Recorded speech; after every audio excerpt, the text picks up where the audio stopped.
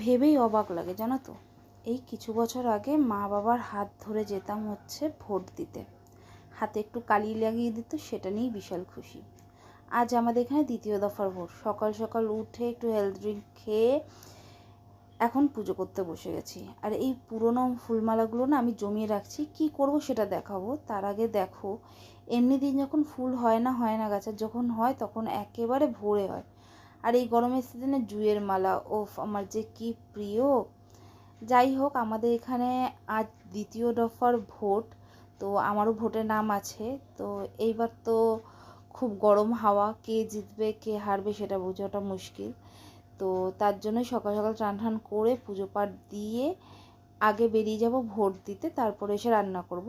এরই মধ্যে তো কালকে রাত্রেবেলা দিদি মা এরা এসেছে ভোটের জন্য। আর ছোটোবেলায় জানো তো, আমার বাবার সঙ্গে আমরা ভোট দিতে যেতাম, হাতে যে কালিটা লাগিয়ে দিত সেটা নিয়ে এসে সবাইকে দেখাতাম যে ভোট দিতে এসেছি। এই ভোটের দিনটা একটা আলাদা একখানা ইমোশন কাজ করে। কেমন বলো তো, আমাদের যে জায়গায় আমরা থাকি সেই 100 মিটারের আশেপাশে আমার বাবার দোকান পড়ে। তো দোকান বাবার বন্ধ থাকতো সেদিন সারাদিন।